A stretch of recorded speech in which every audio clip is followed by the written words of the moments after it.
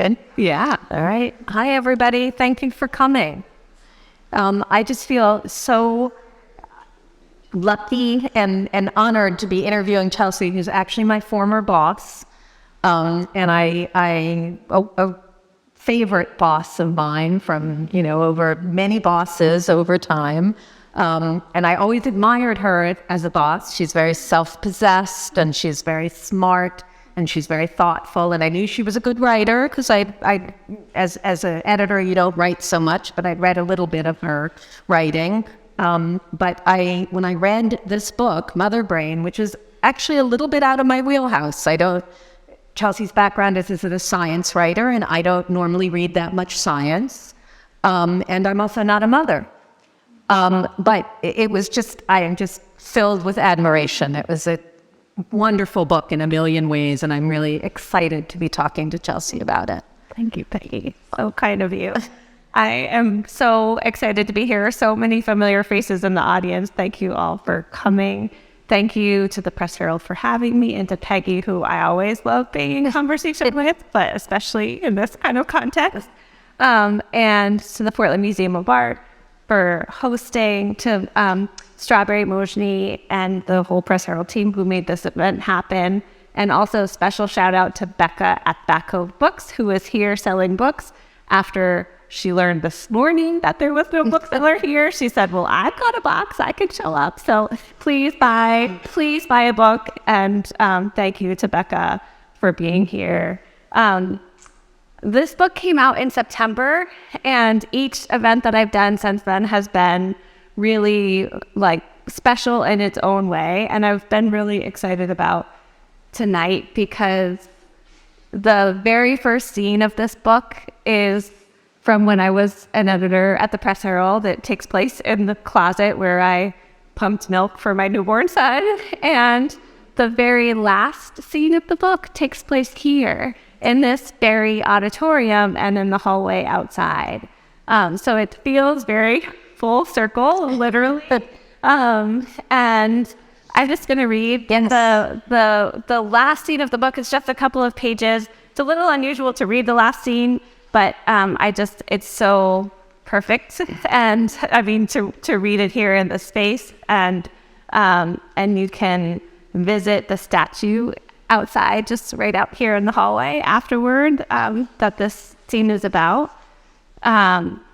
And also it touches on a lot of the themes that we'll cover tonight. So I'll read just a bit. One fall afternoon a few years ago, I followed Hartley, my oldest, around the basement level of the Portland Museum of Art, searching for distractions. My husband sat inside a theater there, watching a children's musical.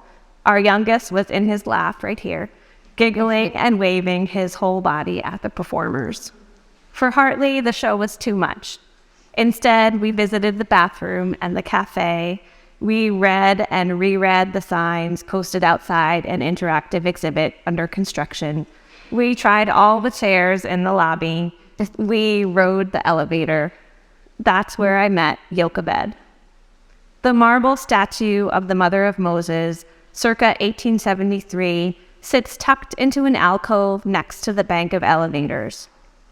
In one arm, she holds her infant son, who reaches for her covered breast, oblivious to his own fate. Her other hand grips the edge of her seat, her upper body pitched forward over her baby. Her gaze is not on him, but extended out to the world, or to some space beyond herself. Her expression, not only on her face, but in her whole body, is not the biblical view of motherhood I was accustomed to seeing, of calm resolve and unquestioning devotion. In her, I saw emotion so intense it seemed almost paralyzing. Desperation and determination, doubt and fortitude. The utter urgency of her child's needs, like 1,000 threads, pulling at her own expanding consciousness, even as she sees the world with all its beauty and its dangers anew. The tension of that state, stretched in opposing directions, is exhausting.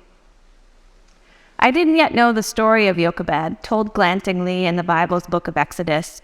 I didn't realize that this baby was Moses, born under an edict from the king of Egypt, that every boy birthed by an Israelite should be thrown into the river. This sculpture was created by Franklin B. Simmons, a 19th century artist celebrated for his portrayals of American Civil War heroes and statesmen.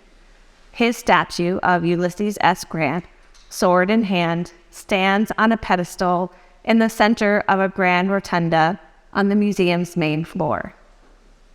Simmons, who was born in Maine but lived and worked for much of his life in Rome, also made work representative of religious ideals, maternal sacrifice, for one.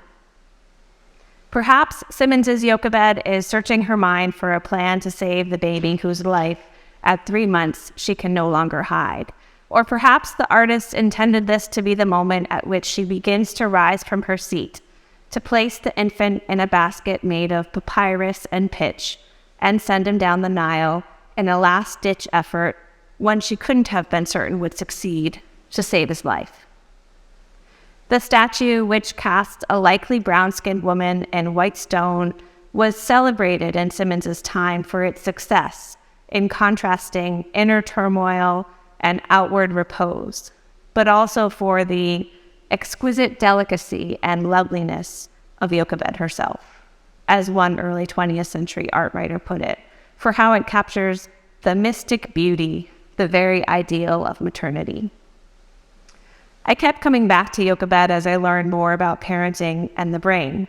I thought about how her brain would have been shaped by her prior pregnancies and by the reality of giving birth under oppression to a son who almost certainly would not live. How would the trauma of that experience have shaped her? Would the biology of pregnancy and parenthood, the attentive love, that capacity to know the minds of others, have equipped her to cope, compelled her to act, to read the world around her and try to find a way? I had never seen in her a delicacy or a godliness, but the paralysis I had seen before was replaced, at least in part, by something else now. Power. Raise it up, put it on a pedestal, let it be seen.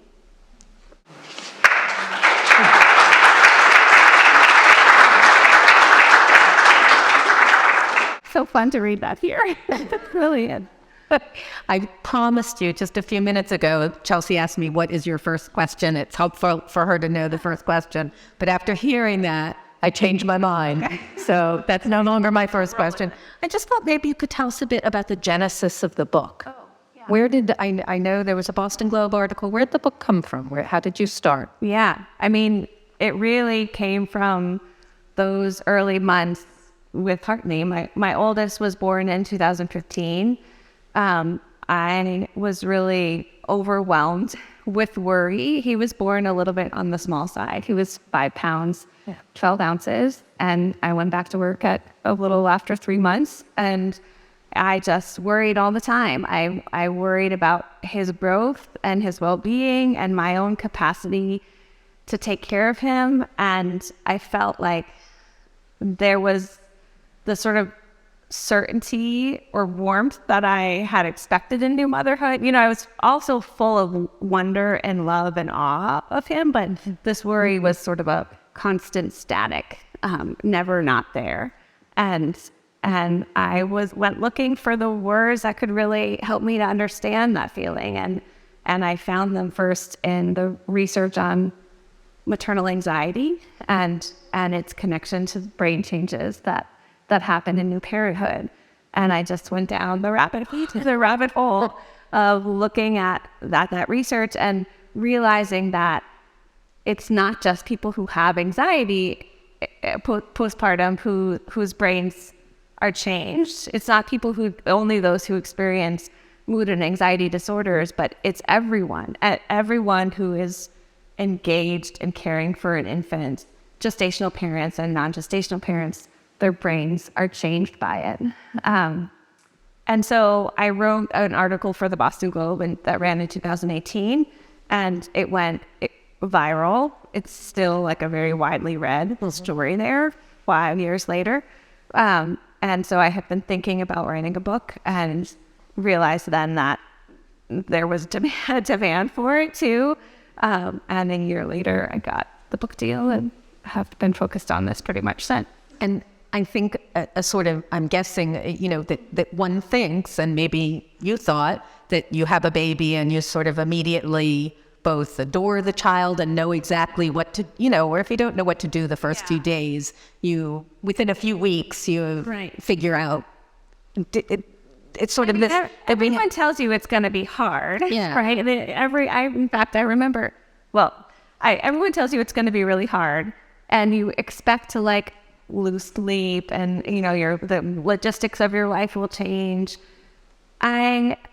But you also are told things like, "Oh, you're going to be such a wonderful mother. Right. You're like my mother would say, you're just so nurturing. It's gonna come to you." And I remember people saying, everything changes the moment you see them, and that's true. That's true. But there's a lot of other change that happens that takes time. So I was a health and science journalist. That was my background previously, and I had read all of the books, and I had gone to all the prenatal classes, and I felt like I had a great partner. We were ready for parenthood. I felt very prepared, and even still, the reality of it completely blindsided me. And the piece of that really blindsided me was the change to my internal self. How I felt inside and who I was. So sort of a central thesis of the book is that maybe is there such a thing as maternal instinct? Right. So tell us. No. And that is what I found as as the more I read about this research, the more I felt why isn't the science already a part of our prenatal education? Why isn't it something that we talk to new parents about? We have 1 million doctor's appointments when you're pregnant, and none of them really focus on the psychological changes that you go through or the neurobiological changes that you go through. And I started asking this question of why aren't we talking about it more? And realized, on the one hand, some of that is because the science is fairly young in humans, but even still, there's an animal literature that goes back to the 60s. That's really robust.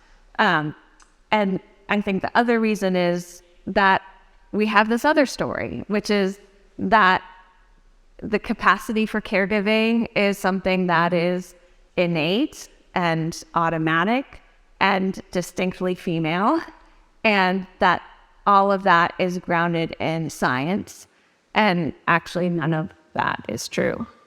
The idea of maternal instinct comes from religious and moral notions of what it means to be a woman and what it means to be a mother that were written into scientific theory in the late 19th and early 20th centuries, and then carried forward and repeated and recast in different ways. And in the book, I call it a classic case of disinformation. So it's something that has the plausibility of truth, right? It feels real because we feel of the changes in ourselves. We see them in other people. And we're told that it's this maternal instinct, and it has the plausibility of truth, and it just gets repeated and repeated until we believe it reflexively. I think the section or part of what you wrote about really addressing that maternal instinct was what was excerpted in the New York Times. Yes. And there was a lot of reaction. So I wondered if you could talk a little bit about how that felt, and if it felt also maybe sort of life-changing to go from Chelsea Conaboy living in South Portland to suddenly, being a figure of much disdain. Yeah. I wouldn't have said that. Yeah. So an excerpt about the history of the idea of maternal instinct and why it's a myth ran in the Times in August. The book came out in September, and the headline that they chose, they newspapers A/B test their headlines. They see which one gets the most clicks, and And the one that they ended up keeping it with said, maternal instinct is a myth created by men. And a lot of people just read the headline and then had a lot to say about it. And it was, I mean, so I had actually kind of been preparing myself for backlash to the book. I knew that challenging these ideas that are so ingrained in our culture and that hold up so much of the fabric of American society would rub some people the wrong way. And so Particularly now. right, exactly. I mean, yeah. And so I had been like talking with my therapist for a month about like, how am I gonna deal with this? And I didn't think that I didn't know that the Times would excerpt the book, and I mean, I knew as it was coming, but for months before I didn't know. And I also couldn't have prepared for thousands of lots of men and some women who were angry at me got on the comment in my inbox on social media. I mean, it really got a huge backlash, including from some kind of conservative leaning scientists who, one of them wrote like a long blog post about how I would have to have ignored all of biology in order to get to the conclusion that I got to.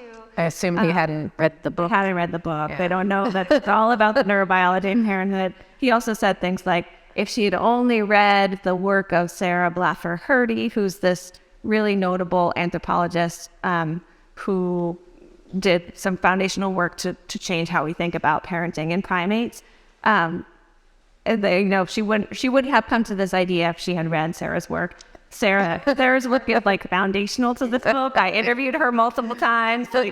And so that blog post got shared by people like Jeffrey Flyer, former president of, I think, of Harvard Medical School, and Steven Pinker, noted cognitive scientist, and lots of other people. And, those were kind of the ones that were hardest to take, because I felt like they were like questioning my integrity with like the aura of authenticity. It wasn't just some guy on the internet. Right.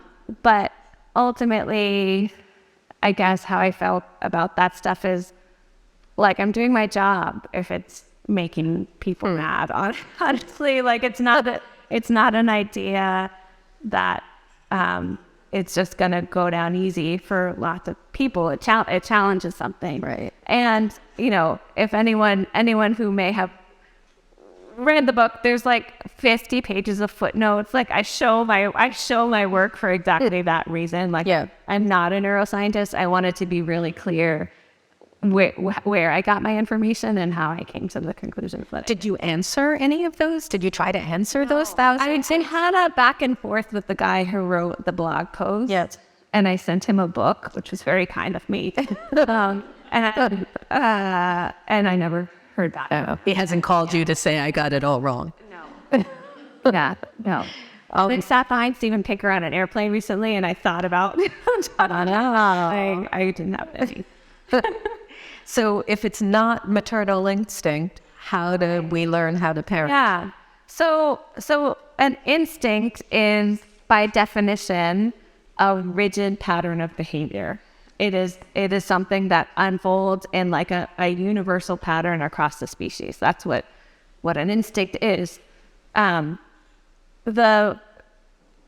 new parenthood is a distinct stage of development. It is a process that we are shaped by our changes in our hormones and by our babies themselves, who are these really powerful stimuli for the brain. And those changes can look and feel, they follow similar patterns generally, but they can look and feel differently from individual to individual. And they are shaped by our circumstances. All of what we bring to our position in life, all of the strengths and challenges that we've faced previously, our life experiences, our social context, the kinds of supports we have, differences in our brain chemistry and how our hormones, develop during pregnancy and afterward. And so it is a stage of development that's more akin to adolescence than it is to some sort of, there is no like Lego circuitry that like snaps into place. That is your maternal instinct that like comes online once they put your baby on your chest. It is a process. It is a process that happens in a really intense way in the early postpartum period, and then is like continual change for your whole experience of parenting. Really, There was a word you used, which I'm now forgetting, but it wasn't your word, but it was adolescence, but matrescence, which I just thought was brilliant, because it is funny how much attention we pay to the changes of teenagers. Right. I love talking about this comparison because that word is actually Dana Raphael from in the 70s, I think, or late 60s. She came up with that idea, and it is to recognize early parenthood as the stage of development. I don't love to use that word because it's so distinctly maternal, but it's a helpful word. Yeah. But these changes, which we can talk more about, apply not just to gestational parents, but to all. But I love making the comparison to teenagers because first of all, it's like there's good scientific evidence. It's young, but like solid, that the degree of change that we go through in the early postpartum period is similar to what happens during adolescence. Specifically, there's this landmark set of studies that looked at this was in women specifically, that looked at women before they were ever pregnant, and then immediately after pregnancy, and then 2 and 6 years out. They took brain imaging, looking specifically at the anatomy of the brain, so the actual like volume and structure of the brain, and it tracked changes across that period that were a volume loss, specifically in areas of the brain related to social cognition, or how we like connect with other people, how we read their mental states and emotions, reflect those things back in ourselves. Something that's like really important when you're parenting a tiny, nonverbal, ever-changing child, right? You have to get really good at knowing what they need and how they're feeling. And so there are volume losses, which are thought to be like a really important fine-tuning of that brain circuitry. And those researchers told me that, when they first published that data, which made a big splash, even like people within their colleagues within neuroscience came to them and they were like, oh, volume loss, that's why I can't remember anything. Like I'm so forgetful. It's because my brain is shrinking. Like my children are sucking my brain cells, and they were like, no. That's not what's happening here. And so they had this idea of comparing those structural changes across the postpartum pregnancy and the postpartum period with teenage girls. And they found that when they looked at 2 years of adolescence, the degree and basically the shape of the changes that happened in the pregnancy and postpartum period and adolescence were remarkably similar. So they said, like, this is not a neurodegenerative process. This is an adaptive one. Yeah. And I think it's a really important thing to talk about that comparison with adolescence, also because the teenage brain science is a little bit farther ahead than the parental brain science.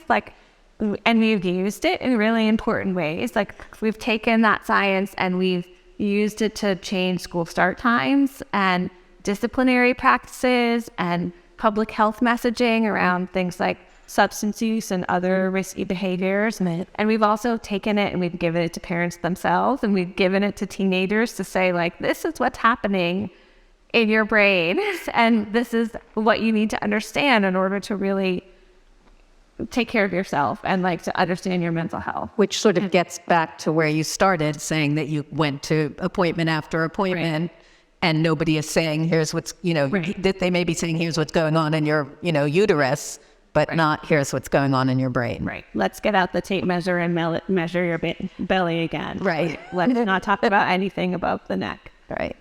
And just, I want to come back to some of that, but before we do, this book it's called Mother Brain, but it's actually not very much inclusive of fathers, inclusive of adoptive parents who adopt children, of non-traditional parents. So tell me, did you, when you started it, did you think I'm just writing about moms? I definitely did think I was just writing about moms. I was writing from my own perspective and looking at the research, which really is primarily about mothers. Yeah. But as I started looking at it, and as more research kept coming out about fathers and other parents, I realized it's a much bigger story than that. And we need way more research in other parents, but what we have in fathers and adoptive parents and foster parents shows that has found so far that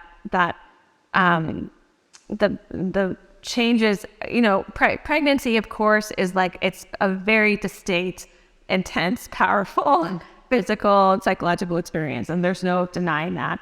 But so like the mechanisms are different, whether you're a gestational parent or not, but the outcomes are really remarkably similar in terms of the kind of brain activity and connectivity that you see. And there was just a recent paper that came out by the same group who published the anatomical study on mothers, this time in fathers, also showing volume loss across the social cognition from before fatherhood to after.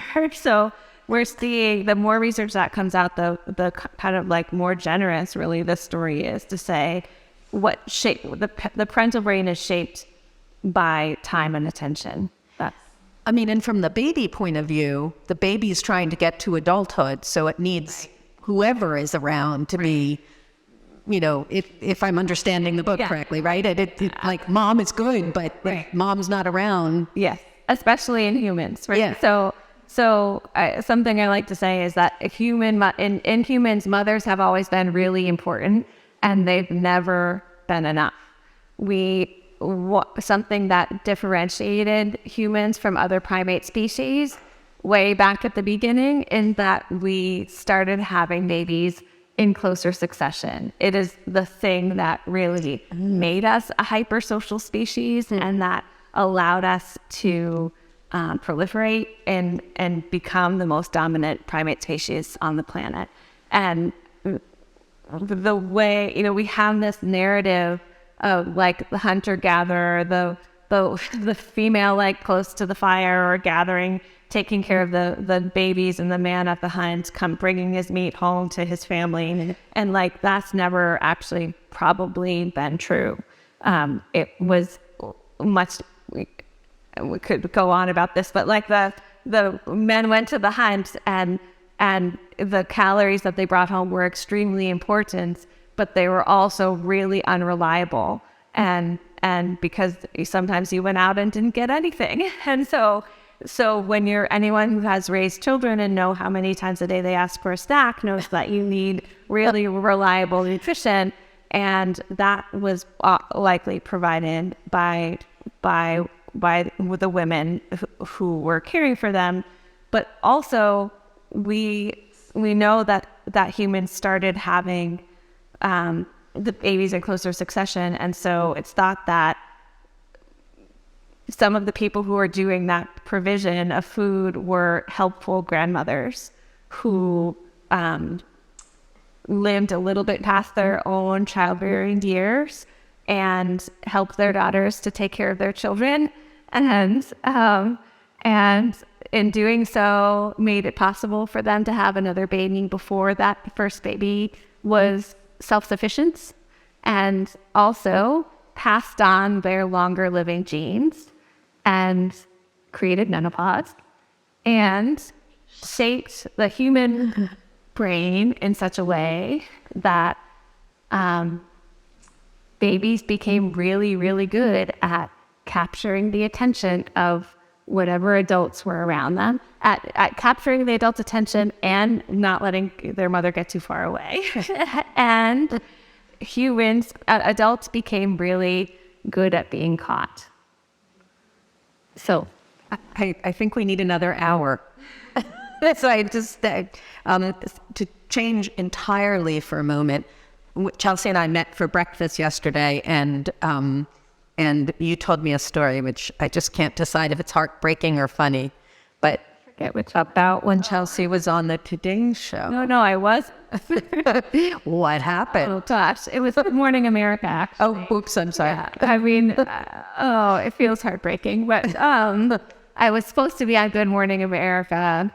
The newspaper journalist in me was like doing this kind of begrudgingly, and I decided like, oh, I'm gonna get up for it. I'm like gonna get my hair and makeup done. I'm gonna buy a fancy outfit that my friend helped me pick out, and I'm gonna like do this thing. And I got on the Sell a lot of books. sell a lot of books because Good Morning America moves books. And got on the plane right after the Queen had died. And by the time I landed, my inbox was full of apologies from my publicist and my agent. They had canceled the segment and were going wall-to-wall coverage of the Queen. So buy a book and tell your friends.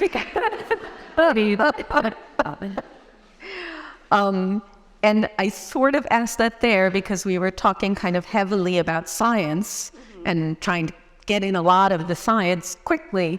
And one of the things that, as a writer, that I just so admired about this book and that you did so skillfully was intersperse anecdote.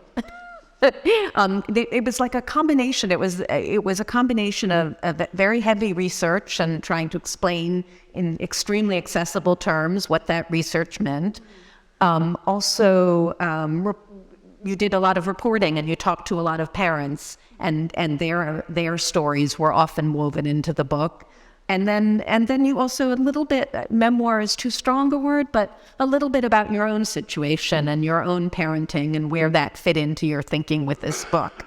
And so, and I'll add to that something I want to talk a little bit more about, but kind of, especially toward the end, the book gets a little bit more kind of to advocacy. So what do these findings about the brain mean for what our childcare or child, policies should be in the U.S.? So I'm just wondering how hard it was. Like, again, if you always thought, I'm going to take all these very rather different forms and put them into one, and how hard it was to mesh those, or why you approached it that way. I mean, I definitely thought from the beginning that I would weave those threads together. I mean, it's partly just who I am as a writer and as a journalist. Like, first of all, I'm not a neuroscientist, so I couldn't kind of like just have a book about the neuroscience. And also no one wants to read that because it would be hard to relate to. And my inclination as a writer is to interview the researchers and find out their stories and why. So there's a lot of that too. Like, how did you come to this research? And then what happened when you had a child? Like, how did it shift your work? And then, I knew, so just to take a step back, I guess, one thing, because the science is sort of young, there's many more questions than there are answers. And so to make meaning out of the science, I felt like I needed to ask, well, what does it mean? Like, what could it mean? And try to be very clear about where I stepped away from what's known and what might be. But to start to ask those questions of how could we use the science to understand ourselves? I also was writing this book during the pandemic, so I was at home with 2 young kids and childcare, and that really profoundly shaped the book too, because there would be times when I was really lost my temper with my kids because everything was so stressful in the morning, and then I would be at my desk that afternoon reading research on how a parent's emotional regulation shapes their children's capacity to regulate their own emotions, sort of being like, oh, shit, and so it was important for lots of reasons to include my stories. I was working out what the research meant, really, as I was writing about it. And was it hard? I mean, was it hard to do that? Did you try to write all the research first and then weave in anecdote and personal? How did I do it? Some parts came easier than others. There's a whole section in the book about attachment theory and how, attachment theory is like the dominant understanding of the child-parent relationship.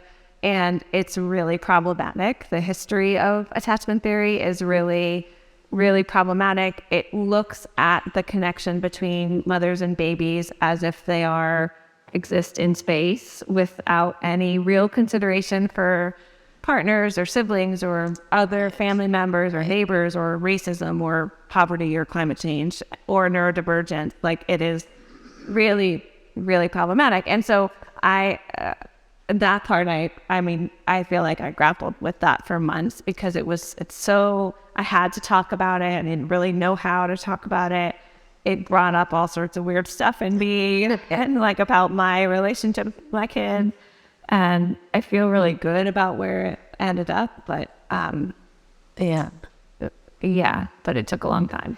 And speaking of struggling, I know your background as a science journalist, and what a journalist does is try to make something often complicated understandable for the average person. How hard was that? You really, there's a lot of science in this book.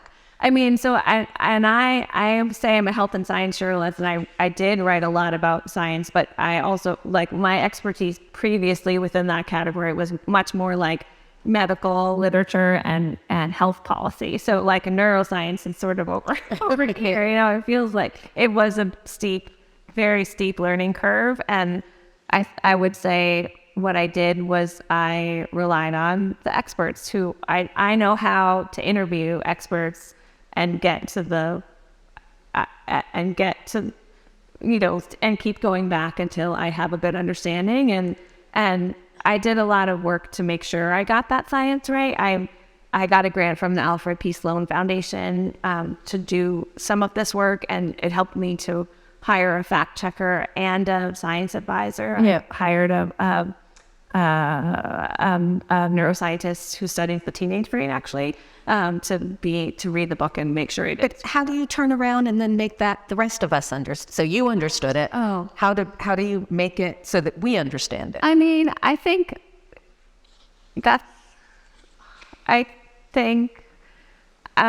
it's not so different than making myself understand it, I guess, right? Like, I have to figure out what the right metaphors are to help me get it, and that's probably what's going to help the reader get it too. I think when I read back now, I definitely see parts where I wish that I worked a little bit harder to distill it, but I guess that's really comes from like practice and reading other people's work, understanding how to make it accessible, and then having people read it. I had readers, my sister and Marie, who many people in this audience know, were some of my first readers on this book, and then I had other people read parts of it, and you just kind of like see what sticks, what they get, like where the hits are, and then where they have questions, and keep working on those parts. So we're going to have a question and answer in a moment. So I'm just going to cram a few questions in, and you can pick whichever one you want to finish up, and then open it up to everybody. So I guess one was this book does get, the last few chapters become sort of more advocacy. Where does, as I mentioned earlier, where does this, what does this, what's going on with this in our brain, and what's happening?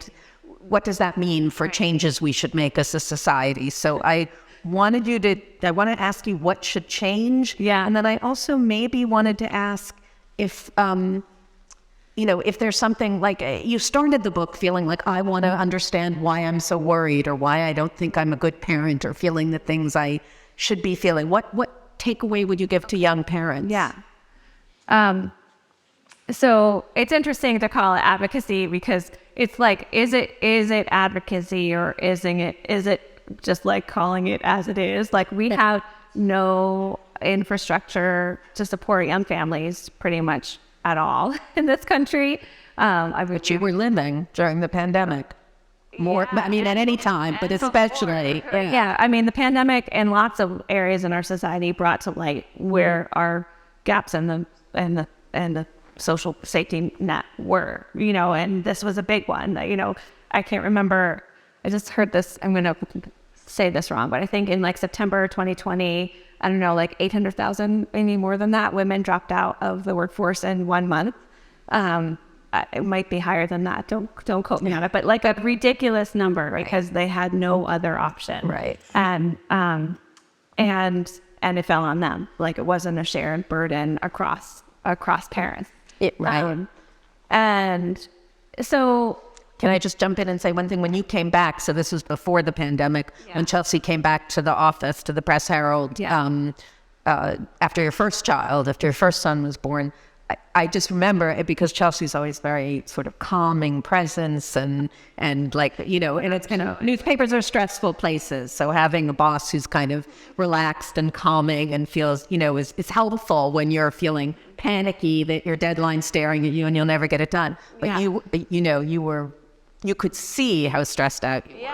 You had left a tiny little infant and then you always had to run home every day. Like if I asked you a question at 10 to 5, to pick him up. Yeah. I mean, I was on the clock, right? I had to go get him from daycare at a specific hour. I had to work in 3 to 4 pumping sessions in my regular schedule today. I mean, I also, you know, so just to say that the work life was not set up I started at the Press Herald almost 10 years ago. I was there for 3 years.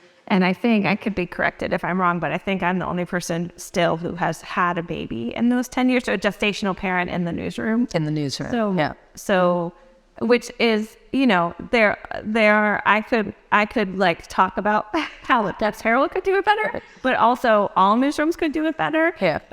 And that's a comment on workplaces generally. And not, you know, without paid leave, and affordable childcare, it's really hard to do everything you need to do. And we are the one of 6 countries in the world who don't have a federally mandated maternity leave policy, and most of our peer countries, income-wise, have it for all parents. And I'm not talking 12 weeks. It is 6 months or more, and many to most places. And that is because it is good for the economy. It is good for parents. It is good for children. It balances things in terms of, on the other side of needing affordable childcare. Infant care is the hardest, most expensive care to provide for. If you let parents be with their children during that time, it becomes easier to provide childcare in the later stages. And it's also important for parents who are going through this stage of development. They need time with their babies to have the healthiest transition to parenthood that's possible. He also asked about what I would say very quickly, what I would tell new parents. I mostly would say, like, to be patient with yourself and to know that it is entirely normal to need support, and that support can take many forms. It is an inherent part of this time of life. Psychological distress. It sounds scary to say it this way, but psychological distress is an inherent part of this life transition, this stage of development. I don't know, like, to a person, any of my friends, anyone I interviewed for this book who didn't experience it either through fertility issues or pregnancy complications, traumatic childbirth, the postpartum period, going back to work, trying to breastfeed. It is inherently, struggle is inherent to the process, but suffering shouldn't be. And so it's normal to need support and find it. And we need to do better to provide it too. We, meaning society. Yeah. Okay. I'm sorry, I think I over, but please, does anybody have?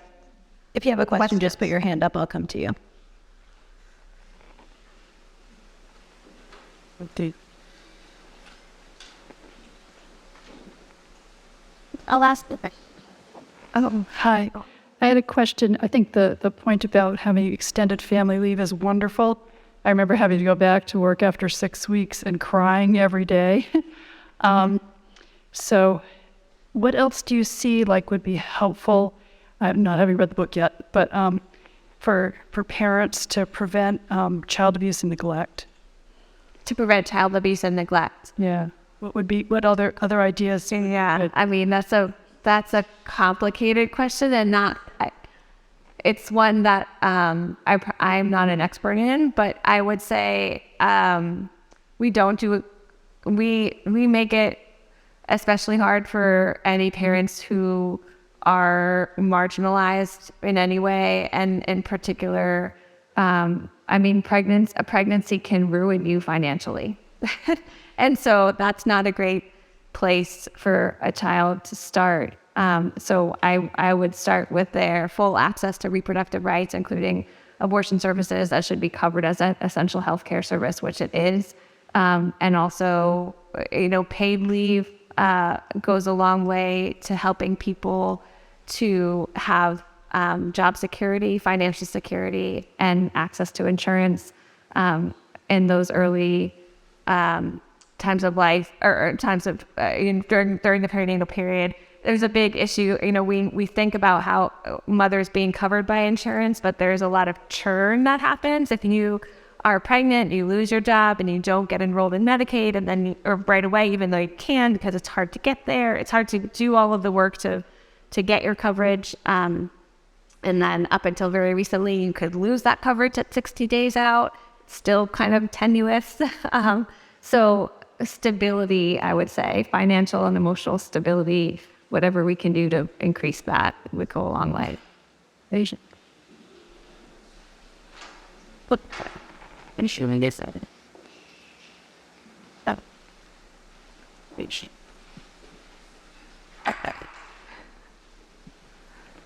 you. I'm looking forward to reading your book. The idea of the paternal instinct is just so deeply embedded. Right. And as you're talking about this, I'm just thinking of my own experience. I only had one child, but I feel like I'm still recovering from the sleep loss. And then, of course, that's out of infancy. Well, you're not there yet, but then there's like, you're waiting for them to come home.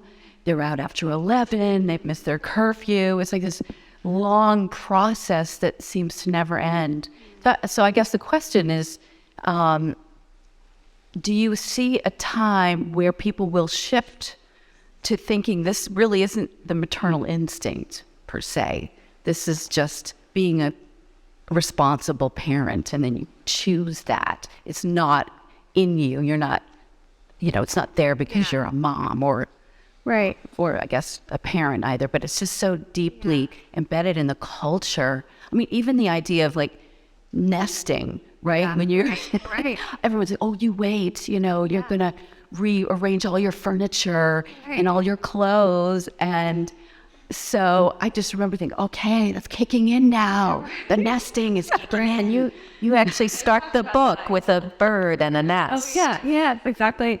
I mean, I think in some ways women have done the most to carry forward the idea of maternal instinct because for, there's romance in it, and there's like a sense of certainty in the face of the unknown, and there's this also like identity, this like mama culture identity, and you do feel a connection to your kid. There is like parental intuition. Like that's one thing there's nothing about this book that tries to discredit that point, that your kid and or that you work really hard to know your kid, right? And it's just that there's like a much more interesting story about how that happens than the idea that it happens automatically. So I would say I am optimistic that there are a lot of mothers who, like me, who are challenging that idea. I'm also optimistic about more fathers who want to be actively engaged with their children and who are hopefully feeling those neurobiological changes and understanding what it means to be captured by their babies and taking that understanding, including the costs that come with it, into their positions of power in workplaces and wherever. And then the other piece I would say is there's a lot of non-binary gay, trans parents who are doing the work of changing the picture of what it looks like to be a family and to be a parent. And I think their work has a lot of value in this too. Thank you. What value would there be a discussion if there wasn't a position opposite or different from yours? So, and having a Y chromosome and also being pretty knowledgeable in both attachment and interpersonal neurobiology, it's my field. I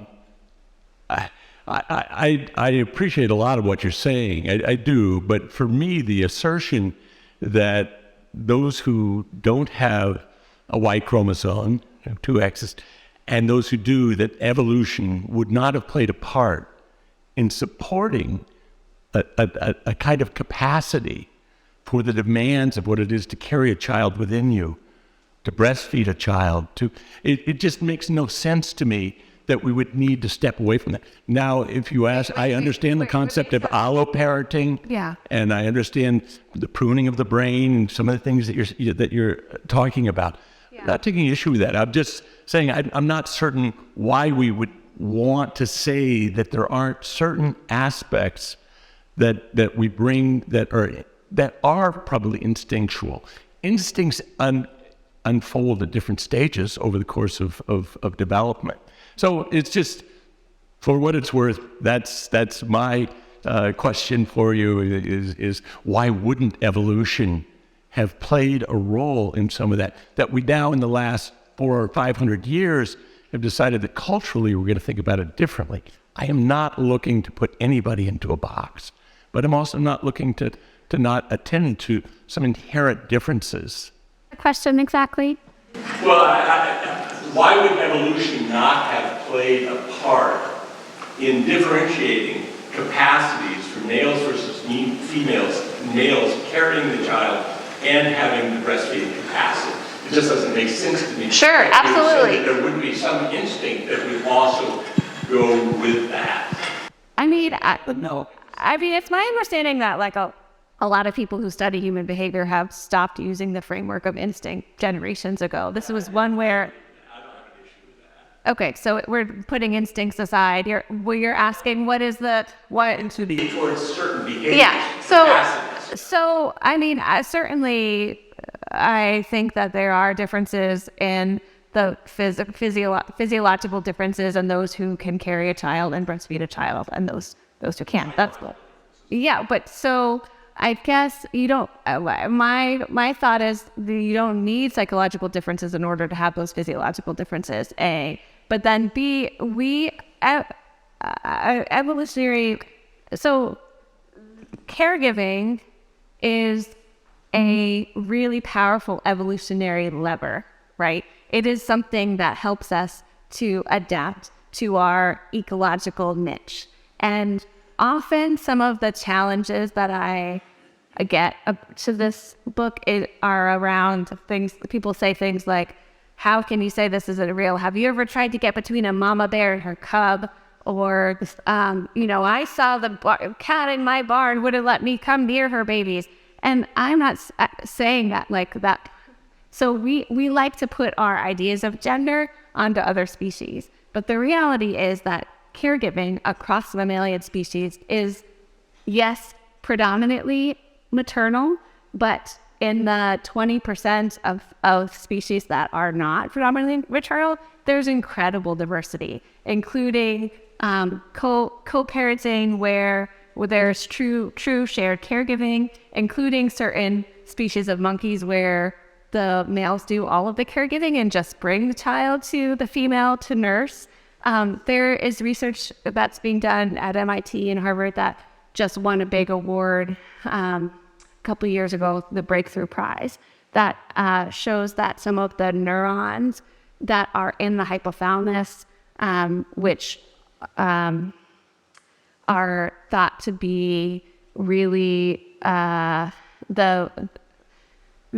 are instrumental, I guess, in initiating caregiving, are shared across sexes, and so it's thought that they are are there and can be turned on or off, essentially, depending on social context. And so the way I see it is that caregiving is an evolutionary lever that in our species has really evolved in such a way to make this behavior cooperative. It is evolutionarily beneficial that more adults than just mothers care. I'm afraid we have to end it there. I see there's another question, but are you staying and signing a few books, or how does that work? So maybe you can sneak in your question then, because I'm seeing a hand raised and feeling bad that we're not getting to it. Oh, I just wanted to say, as a mother of 3, doing all of this during the pandemic and before, I have already read the book, and I just wanted to thank you. You talked about starting it, nursing in the closet, wondering why you feel like that, and I know for myself and many others, it is a lifeline. It validated every feeling I've had as a mother. It's backed up. It gives us a sense of place and hope, and I found it hugely beneficial, and everyone should absolutely read it. Thank you. Thank you. Thank you. Thanks, Chelsea.